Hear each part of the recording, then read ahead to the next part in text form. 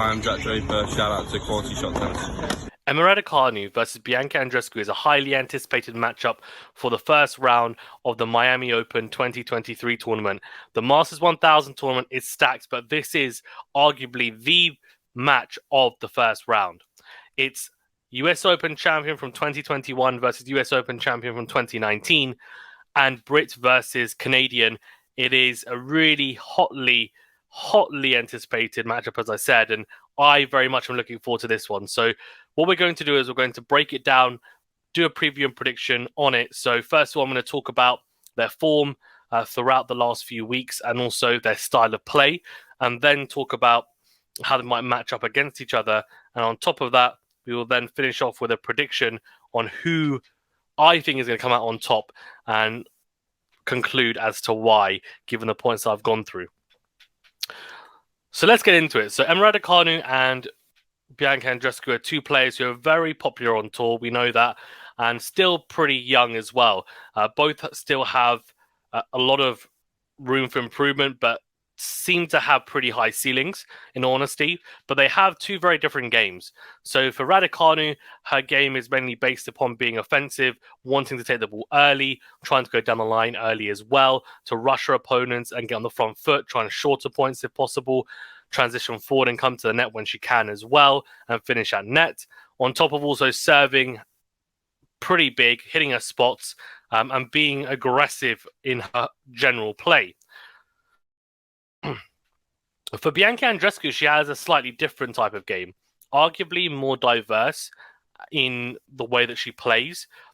Not quite as offensive, more as someone who is able to utilize a few different tactics. So she's able to slice and defend really well laterally and also forward and backwards as well. I think Raducanu defends pretty well herself, but Andreescu, I think, is another level defensively. Covers the ground extremely well as well.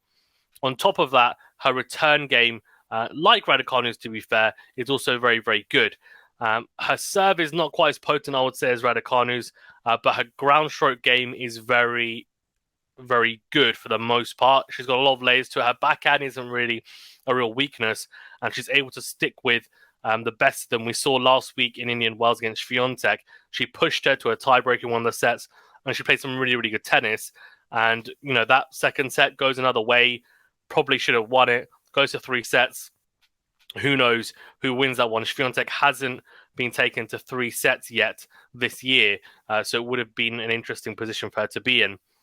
So for Andreescu, it's all about how good she is defensively, how cleanly she strikes the ball, the angle she finds as well. She's a very clever player, can slice and dice when need be, and can also, can also hit winners as well. She's not the type of player who is just going to lob the ball up and, she and slice and dice and be very, very defensive and counter-punching player. She does have those attacking layers to her game, but with her, she is a more balanced, I would say, player. Whereas I feel like if you had a graph or a chart, you'd see, Andreescu almost in the middle if we're talking about attacking and defensive ability or style of play. I feel like with Raducanu, should be more towards the attacking part of that graph. So we talked a little bit about their style of play. I think for Raducanu, it's going to be really important that she serves well. I think both players have to serve well because, if I'm being honest with you, Andreescu's serve, let's talk about serve and return dynamic first. Andreescu's first serve and just her serve in general is still not up to scratch. Now, she talked about this in an interview actually with The Slice, another YouTube channel. So do check out the interview if you're interested. And it was about a year and a half ago, I think. And she said that she wants her serve to, one, be more consistent and also get more out of it. It's still a work in progress, it is. She's able to hit her spots at times. When she doesn't hit her spots, though, it can be... it can put her on the back foot straight away, even the first serve at times, or straight into neutral. And as a returner, that's really good as well. And it gives you a good opportunity to then break. I feel like she's always in danger of potentially getting broken. When she's serving like that. When she has a good serving day, her first serve percentage is up. She's hitting her spots. As with most players on tour, she ends up being more comfortable, of course, behind her service game. The second point is behind her serve, her 1+ shot is not necessarily the best, I would say. Not necessarily as potent as it could be. I think at times she maybe waits a little bit to pull the trigger, maybe because of those slight defensive tendencies at times. So that's a little bit about her serve. Now, I think Raducanu, in my opinion, would pounce on the second serve of Andreescu. I think that's a real sticking point for the Canadian. And that's why I really do think she needs to make a lot of first serves in. Because if she doesn't get beyond the 60% mark, I think it's going to be difficult. I think it's going to be really, really difficult. Because I think Andreescu, as I said, a very varied player. But for Raducanu, she will step in. She'll step inside the baseline. She'll take the return early, and she will try and make Andreescu pay when she can. Now, that's a problem for Andreescu. Defensively, she might be able to get away with some points at times, but others, probably not. Probably not. So something to look out for Raducanu. Now, I think for her, it's going to be interesting because her serve, I would say, is more potent than Andreescu's, but I would say Andreescu's returning is probably better. I would say just a bit better. Does it level out? No, I actually think Raducanu probably edges the serve return dynamic, if I'm being honest with you.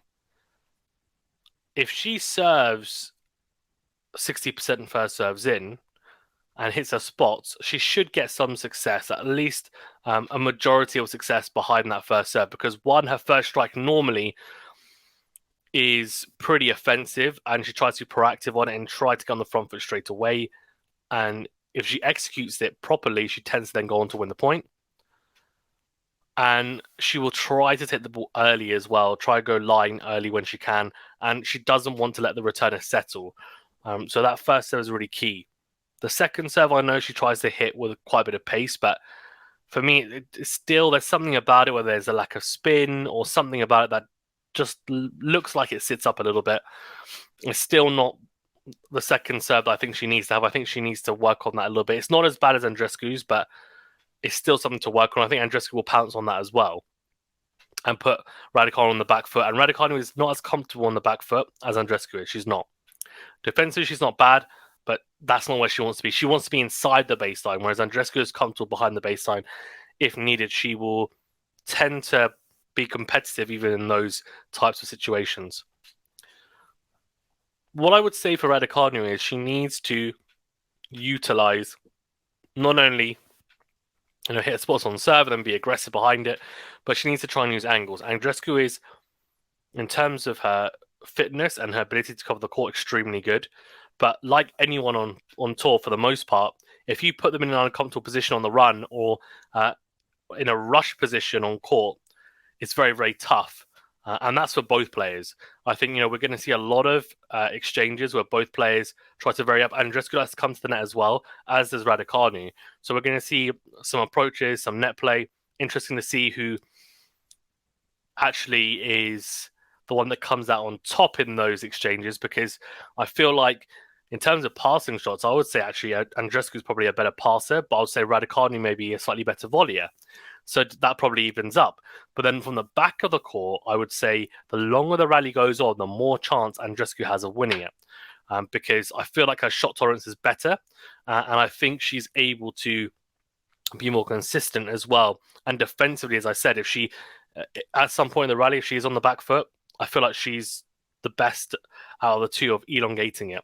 But for Raducanu, though, she'll be looking to win those majority of points, 0 to 4 shots, 4 to 8 shots. If she wins those, she should be okay, because these courts are a little bit quicker than Indian Wells. They're still not particularly quick, but they're quicker than Indian Wells, and they're quicker also than the court that they played on in the past, which is their only match that they played, where Andreescu won, but Raducanu retired after the first set, after losing the first set, that is, in Rome last year in May. Now, of course, that was on clay, a very, very slow surface for the most part, although Rome is, in all fairness, I mean, it's not super slow as a clay court, but let's just say it's slow because it is a clay court, so it's still slower than Miami and Indian Wells. And I think that actually suited Andreescu, in my opinion. I think the slow conditions probably help Andreescu. I think Raducanu, there's like a sweet spot for her. I don't think she necessarily loves the super quick courts because then players are able to deflect easier, and if they're defensive type players, they can use the pace. On top of also, if you've got players that are huge servers, that's a real advantage. I feel like this slower hard court, surface is her sweet spot, and she won the US Open, of course, in 2021, and that was a bit of a slower hard court, not as slow as this, but still there or thereabouts. So what I would say is this is going to be a really intriguing tournament for me. I really think it's going to be, and also this matchup, I think it's a real 50-50. It's a toss-up. It is, in my opinion. I just think there's a lot of things to consider. I think, when we talk about forehand to forehand, for example, maybe Raducanu has a slightly better forehand. Maybe. I don't know. Offensively, yes. Defensively, probably not. Backhand to backhand, pretty even, I would say. But Andreescu's probably got a bit more variation. She can slice.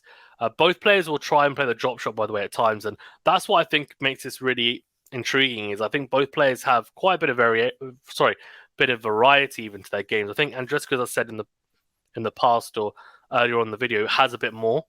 But Raducanu has it as well. She'll serve and volley at times, or she'll at least transition and come forward during a service point, or when she can, if she gets a short ball to attack. She's not the type of player to pounce on a short ball, then go back onto the baseline. She will try and come forward when she can.